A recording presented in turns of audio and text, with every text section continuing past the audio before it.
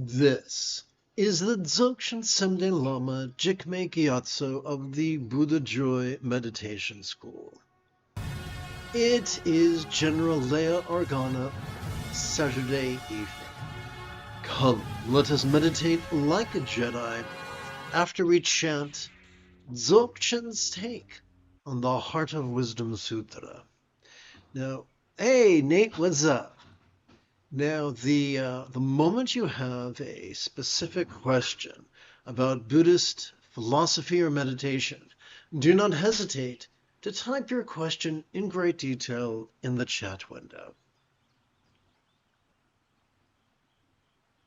Giddy up.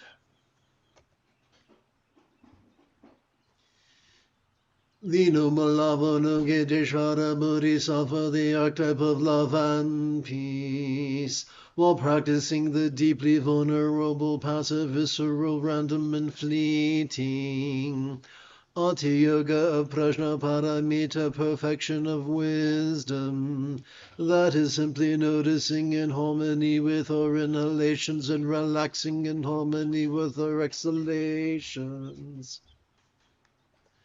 Looked upon the five skandhas or aggregates, sensing they were empty of self. So we're going to stop right there. A continuing symbol we're going to see as we go through this text are these two Buddhas sporting in tantric union. The gal, the color of a cloud, reminds us of noticing the play of mind. And the fellow, the color of the azure sky, reminds us of relaxing into void nature.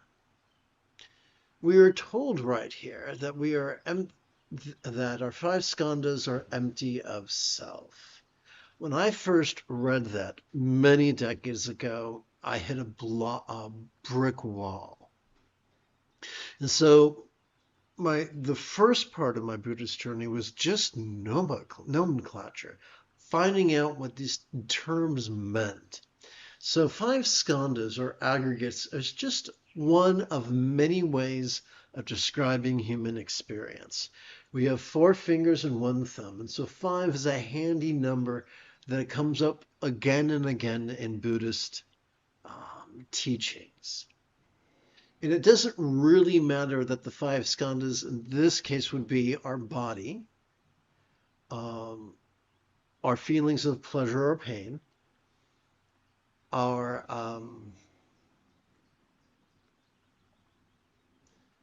forgot the word, it's not assessment, but our assessment of the intensity of that pleasure or pain, our visceral, knee-jerk, survival-oriented response to that, and the awareness of all the above.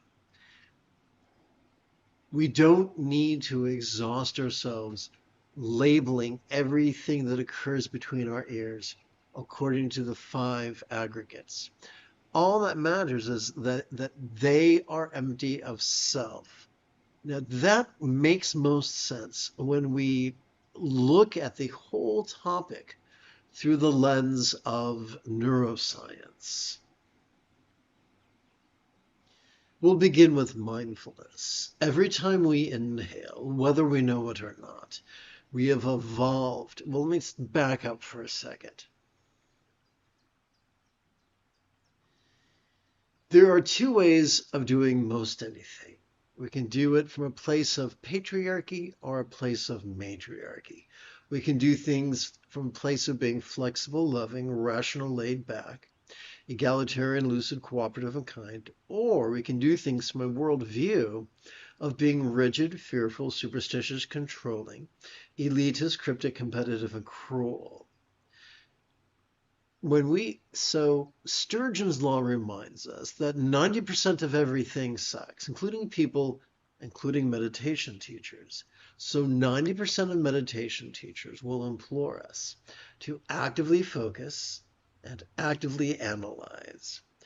Doing so can so exhaust the front of our brain that we begin presenting with symptoms of depression, no less triggering our amygdala, the seat of both anxiety and aggression. 9 times out of 10, if you found me on the internet, you're looking not for anxiety and aggression. You're looking for the opposite, which is peace and love. When mindfulness and meditation are all about taking a relaxing break from the exhausting habit of actively competing against our own autonomic nervous system.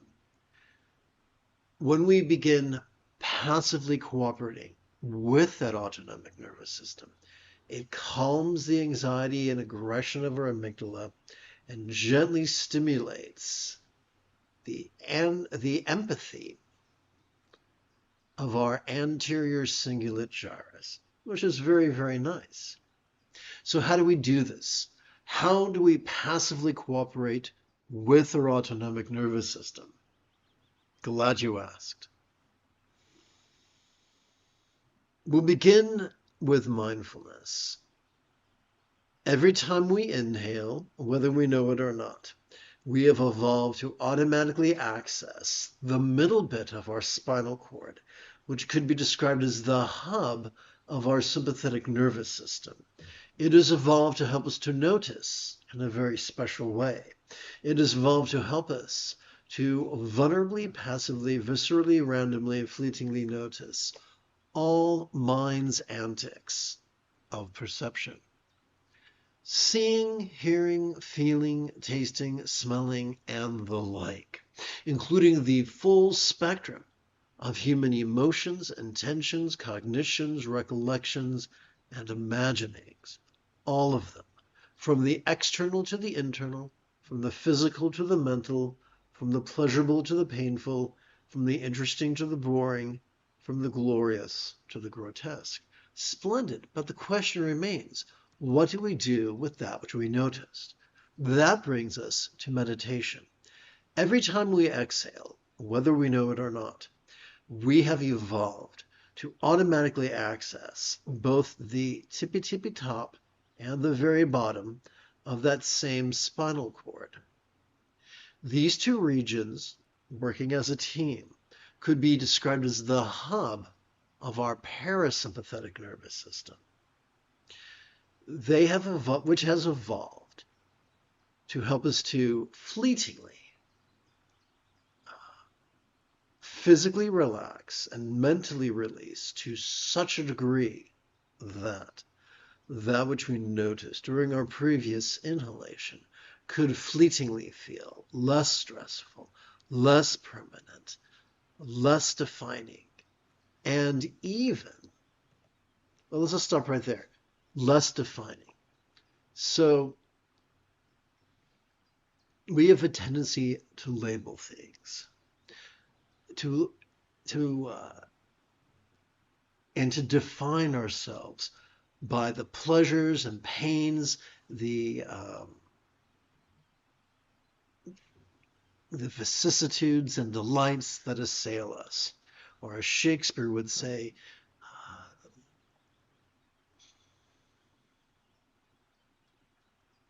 I forgot it, there's something, oh well, it'll come to me later.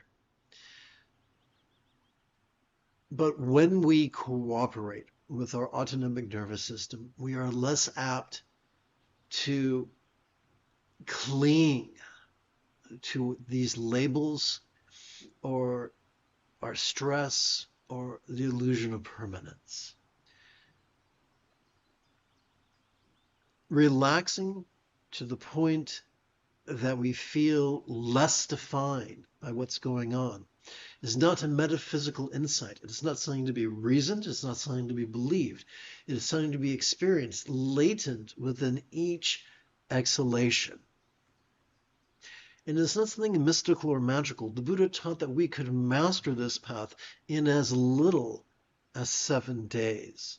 If someone says it's going to take you longer than that, someone says it's going to take you 7 decades or 7 lifetimes or 7 kalpas, thank them for their time, but find someone who can help you do it quicker. So let's use the comments for questions. So right now, Nate wrote, I have been having some OCD, that just right feeling in my meditation lately. It's gotten better, but it's still there. It's not as bad. Okay, that's an excellent question. So here's the deal. Meditation is not a panacea. It doesn't cure mumps or measles. It doesn't reverse genetic eccentricities that can create neurodivergence, such neurodivergences such as ADHD or autism, of which OCD is a symptom, can be a symptom of a larger order neurodivergence. So neurodivergence is not a disease. You don't get it by kissing the wrong person. It's not sexually transmitted. It's neurodiversity because if you ask an anthropologist, they'll tell you that if any society that is homogeneous is reducing its probability to survive, monocrops in agriculture are the most vulnerable. Food forests technology developed by the First Nations peoples of the Turtle Continent, Turtle Island, America, are the most robust agricultural systems. Similarly, any culture that shuns the neurodivergence does not do well. Every neurotype has its strengths and its vulnerabilities. The more types we include in society, the stronger that society becomes. There are certain strengths that autistics have. There are certain strengths that those with hyperkinetics have. And also certain vulnerabilities.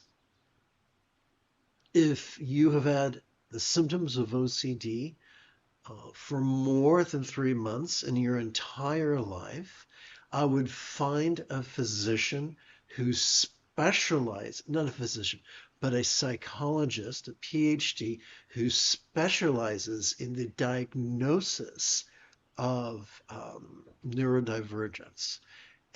There are resources available in the description area below the video. It's a pain in the ass, but it can really help. Now, let's get more specific. Mindfulness and meditation will not get rid of the causes of OCD, but they can help us to weather the storm. They can help us to go from noticing our impulses to being controlled by our impulses. Huge difference between the two. Sometimes, so the question is, what is the difference between listening to our intuition and listening to our impulses? Here's how the difference. The more authentically we practice mindfulness and meditation, the more our choices and our utterances and deeds will flow, not from calculated contrivance, nor from wild scatteredness, but instead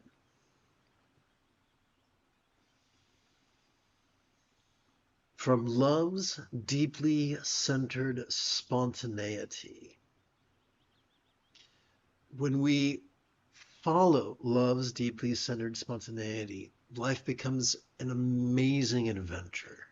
When we follow every impulse, life becomes a nightmare. So let's continue. Selflessness. So as we relax into our exhalation, the self we noticed during our previous inhalation feels as if it fades a little bit for a few moments until the next inhalation. Now let's explore the idea of emptiness. As we relax into our exhalation, all that we noticed during our previous inhalation could fleetingly feel as non-graspable as a vast, empty void. When I was in 4th grade, I had the good fortune to be taught that a simile is only as useful as it is relatable. So we have to ask the question, what is a real-world example of a, let's see, what's the arrow? Non-graspable, vast, empty void. Live long and prosper. An example would be the illusion of the infinite azure sky on a bright and beautiful cloudless morn, which although could look tantalizing to the eye, when we reach for it and grasp for it, but pull back nothing, viscerally it occurs to us, it's non-graspable. It literally defies our efforts to grasp at it. So what we're being taught is, as we relax into our exhalation, whatever sense of self we might have experienced during our previous inhalation could feel as non-graspable as the sky. That's it. Emptiness of self is just a compound metaphor for what I just explained. Now, there's always going to be people who rejoice in mysticism and elitism and being cryptic. Some people get off on overwhelming others. But those who are empathetic, those who are kind, rejoice in dispelling confusion. The self-important will make the path as difficult and as lengthy as possible. The wise will make the path as quick and easy as possible. I hope that helps. So I'm going to tap button 7. And now that we have a good bead on this whole idea of emptiness of self, let's continue chanting. So Shariputra is just some guy he's talking to. Said Shariputra, form is emptiness, emptiness is form. Emptiness is not separate from form. Form is not separate from emptiness. Whatever is form is emptiness. Whatever is emptiness is form. The same holds for feeling and appraisal, impulse and awareness, which is another way of saying whatever we perceive, emote, intend, reason, recall, or imagine. So notice we keep looking, we see different nouns, we see different words in white and different words in blue, and that just reminds you of noticing the play of mind and relaxing into void nature. Here, Shariputra, all dharmas or phenomena are defined by emptiness, not by the dualities of birth or destruction, purity or defilement, completeness or deficiency. So this is very important. As we relax into our exhalation, whatever dualities we noticed during our previous inhalation can melt into the simplicity of the same nature. So think of it this way. As we relax into our exhalation, whatever beauty or ugliness we might have noticed during our previous inhalation could feel as if it was melting into the simplicity of just a sight. Let's continue. Therefore, Shariputra, in emptiness there is no form, no feeling, no appraisal, no impulse, and no awareness. So for instance, as we breathe in, we might experience a yes form. As we relax, we might experience no form. Once again, this is just a figurative way of communicating. Humans are wired to think symbolically. The wise are able to discern a literal statement from the figurative The foolish cannot. No, I know, we're no. So now we're going to play with the 3 circles of emptiness, which basically means there is our organs of perception, our objects of perception, and our awareness of perceptions. And all of these things can be noticed as we breathe in and can be released as we breathe out. Let's continue. No eye, no ear, no nose, no tongue, no body, and no mind. No shape, no sound, no scent, no flavor, no sensation, and no thoughts. No element of possession from mind to conceptual consciousness.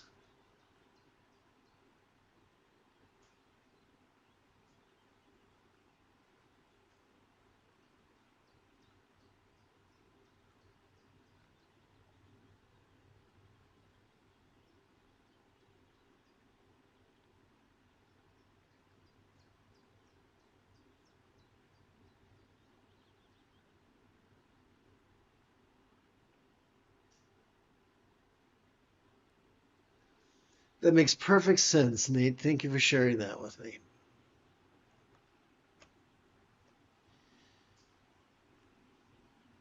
So we're going to transcend causality. Let us not be forever frightened of punishment or hankering after rewards. Let us simply let our choices and our utterances and our deeds simply be guided by love's deeply centered spontaneity. Together. No causal link from ignorance to old age and death, or end of causal link from ignorance to old age and death. No stress, no source, no relief, no path. No knowledge, no attainment, and no non-attainment. Therefore, so let's stop right here. This is a great way of exploring the transcendence of pseudo-spiritual neurosis. As kids on car trips, on road trips, we all tormented our parents with the question, are we there yet? And a lot of meditators are the same way. Am I Buddha yet? How about now? How about now? How about now? How about now? And as we breathe in, as we relax into our exhalation, whatever pseudo-spiritual neurosis we might have noticed during our previous inhalation could feel as if it was melting into, could feel less stressful, less permanent, less defining, and less solid. Let's continue with the word therefore. Therefore, Shariputra, without attainment, Bodhisattvas take refuge in Prajnaparamita, perfection of wisdom. Aha.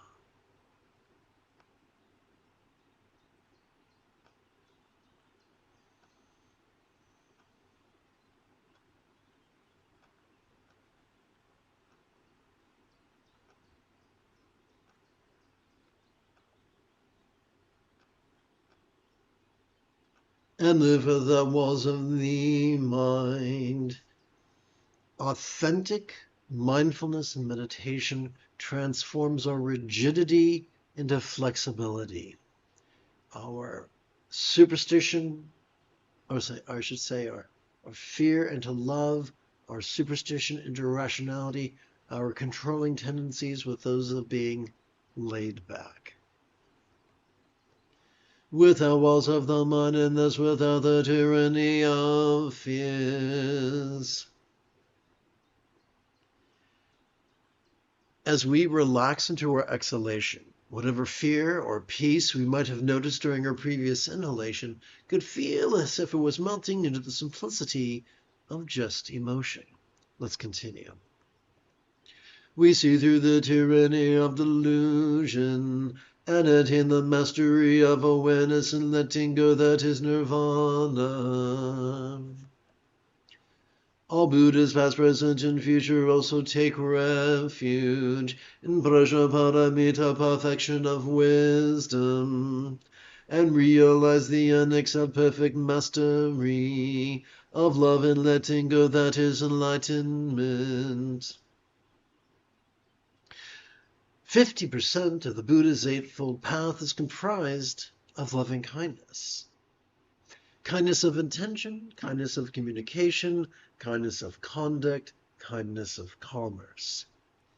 The highest love is the spontaneous and uncontrived byproduct of authentic mindfulness and meditation.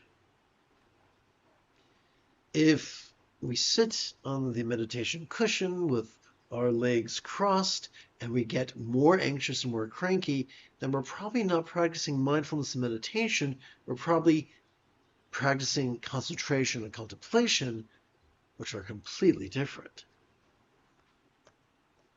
Together.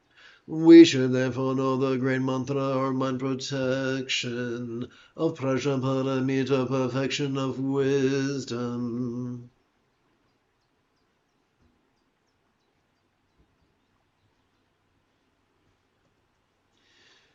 The great knowledge mantra, the unexcelled mantra, the mantra equal to the unequaled.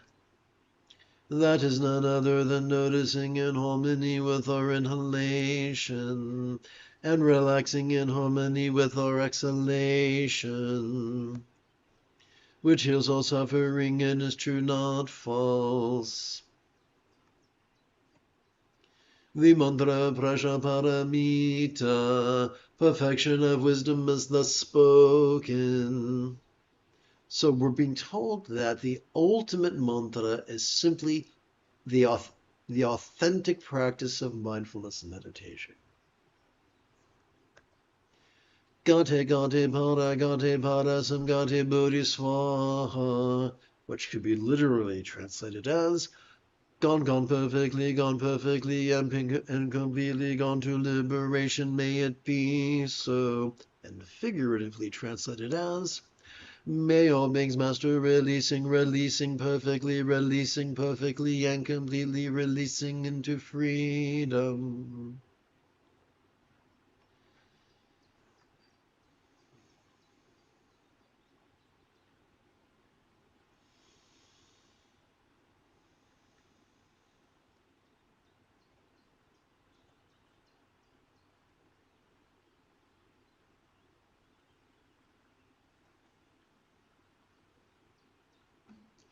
Having completed our opening recitation, we could now shift gears.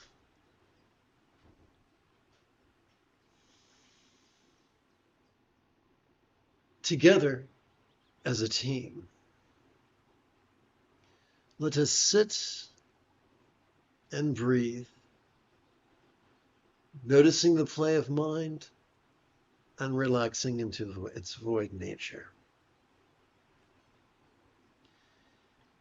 The moment you have a specific question about Buddhist philosophy or meditation, do not hesitate to type your question in great detail in the chat window.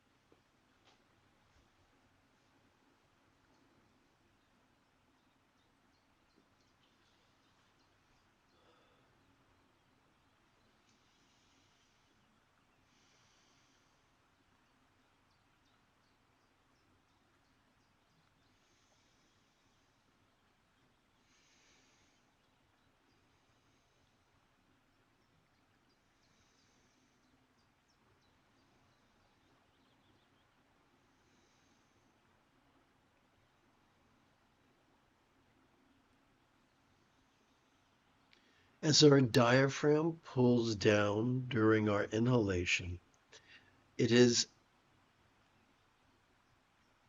we can effortlessly experience a vertical traction in our spine.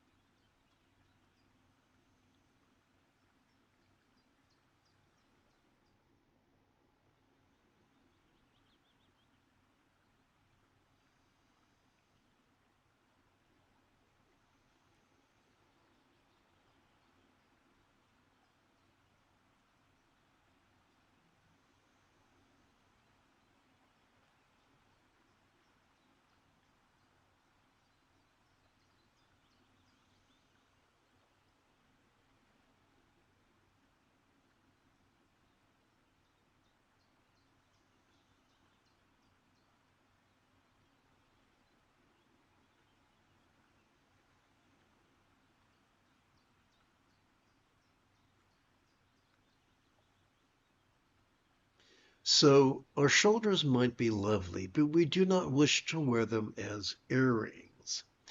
As we diaphragmatically breathe in and our spine experiences vertical traction, our shoulders relax down as they open up. I should say our shoulder blades open up.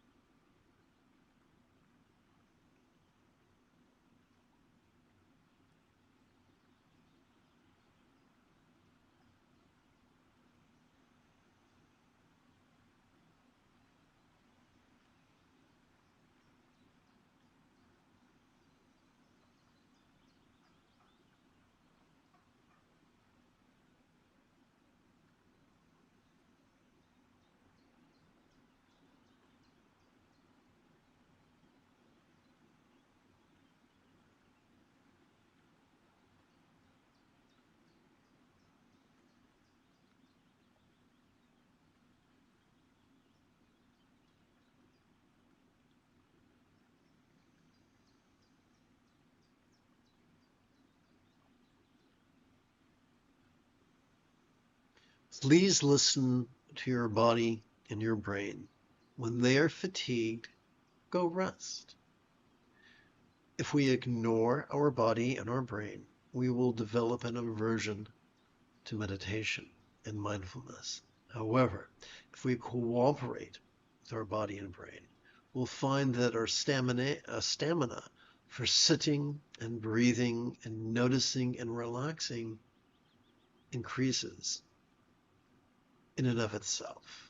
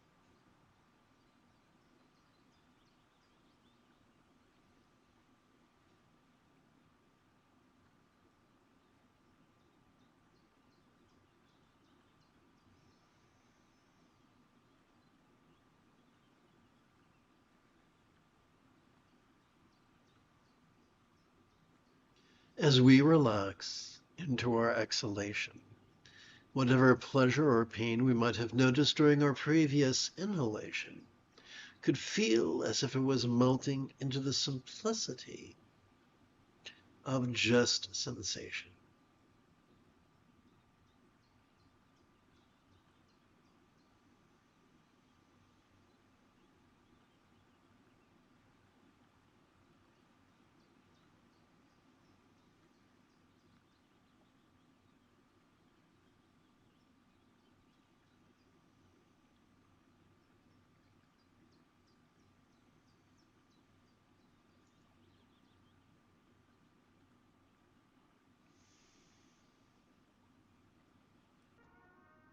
You have taken your first step into a much larger world.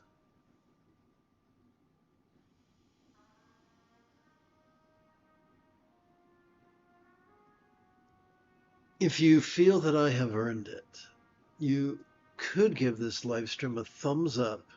You could even help support this channel. For Meditate Like a Jedi is made possible thanks to the generosity of viewers just like you. In approximately 11 1/4 hours, I would very much like to return to lead tomorrow's dawn recitation, explanation, and practice of meditating like a Jedi.